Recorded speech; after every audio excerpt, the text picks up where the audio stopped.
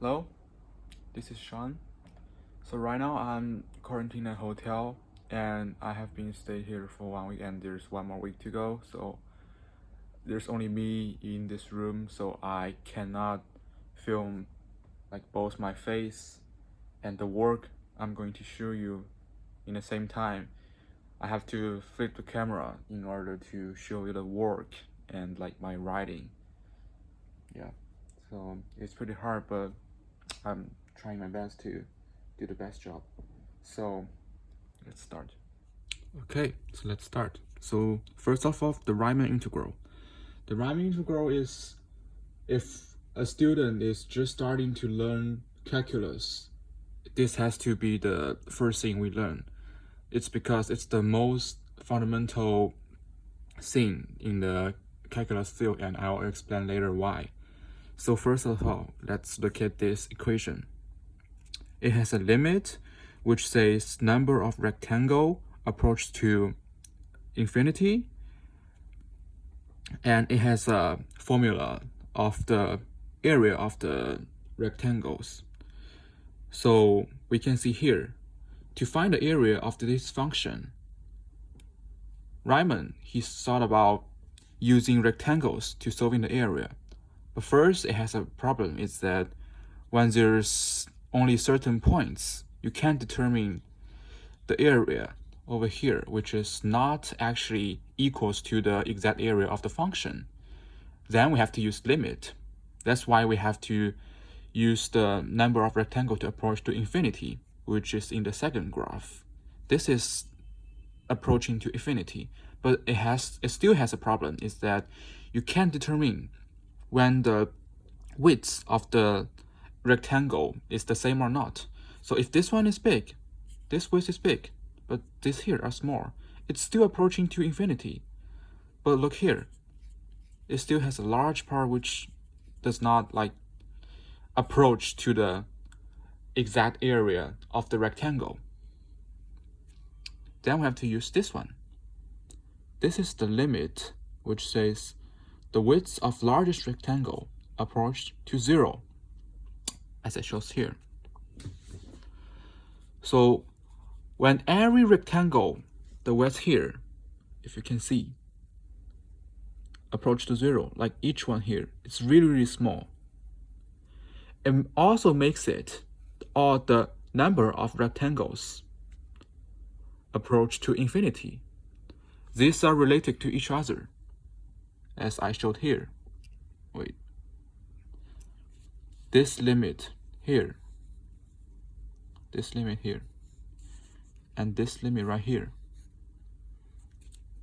they're together. So as we combine them into one, we can get here. And that's when we put Riemann sum into it. So to explain Riemann sum, we have a new graph here which says, in the interval of x1 and x2, we can just have a c, which represents any point between x1 and x2. It just has to be between, or even at the point x1 or the point x2. So if we have that, fc times delta xi, which represents fc means the y value over here, the height, and delta x is this length. So the height times the width is the area. And it is the sum from 1 to n. That is the Riemann sum. This one is the Riemann sum. And if we put the limit on, it's going to be every rectangle in the whole area between A and B. And that is the exact area of the rectangle. It's the exact area of the function. And it doesn't matter when c is equal to x1 or x2 because it's a limit. It approaches to 0, so it doesn't really matter. It's just a representation. Okay, so this function right here, this is the Riemann integral, and we can say this is the definite integral right here. This equals to this.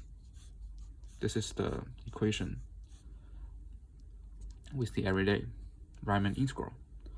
And after that, here comes the part which is a little bit more confusing, is that I just said at the beginning that Riemann integral is the fundamental one. So it has some problem. And as it shows here, if a function is like this, you can see the rectangles, it's not quite fulfilling the entire area. There's points which still, if it's extremely curved, you can see it seems like it doesn't really fulfill the exact area of the function.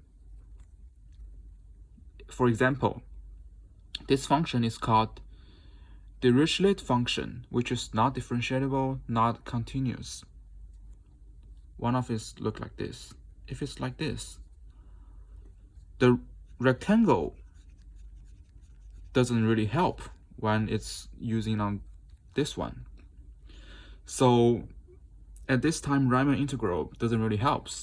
Then we have to use another formula, which is the Lebesgue integral. Sorry, I don't really know how to read it. Lebesgue integral. Yeah. So as it shows here, these three parts in this function, they are the same.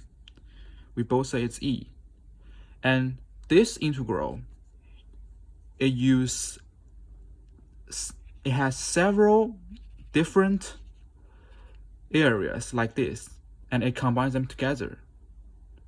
So this is better than the Riemann integral, which says I will just add them up from the left, from A to B.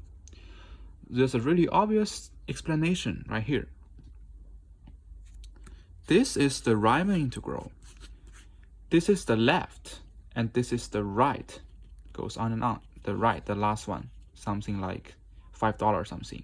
So it just added from $10 to $5 to something to the last one, from left to right. But the Lebesgue integral, it added from $10 first.